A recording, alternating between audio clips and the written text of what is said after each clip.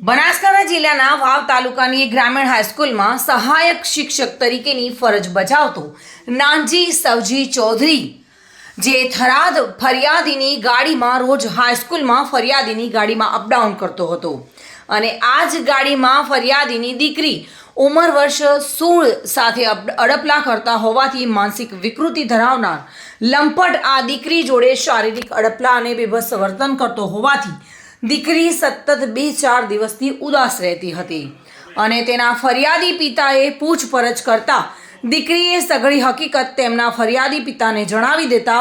ફરિયાદી આ બાબતની જાણ હાઈસ્કૂલના શિક્ષક મિત્રોને કરતા તમામ બાબતોનો ભાંડો ફૂટ્યો હતો અને લંપટ શિક્ષક નાનજી ચૌધરી સ્કૂલની 15થી વધુ વિદ્યાર્થીઓ જોડે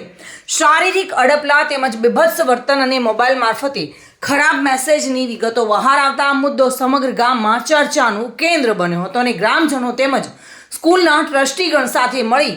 વાવ પોલીસ મથક ખાતે દોડી આવ્યા હતા, પરંતુ આ લંપટને બચાવવા કેટલાય નેતાઓ વાવ પોલીસ મથકે દોડી આવ્યા હતા અને સમાધાન માટેના પ્રયાસો હાથ ધર્યા હતા. ફરિયાદી તેમજ ગ્રામજનોનો સહકાર મળતા અંતે લંપટ નાનજી ચૌધરી વિરુદ્ધ પોસ્કો કલમ સહિત અન્ય કલમો સાથેનો વાવ પોલીસ મથક ખાતે ગંભીર ગુનો નોંધાતા આરોપી ફરાર થઈ ગયો છે. પોલીસે પોસ્કો સહિત અન્ય કલમો લગાવી ગુનો નોંધી વધુ તપાસ હાથ ધરી છે. પ્રવીણસિંહ સોલંકી સાથે bureau report, today Gujarati news. આ સમાચાર આપને કેવા લાગ્યા? ટુડે ન્યૂઝને લાઈક, શેર અને સબસ્ક્રાઇબ કરો.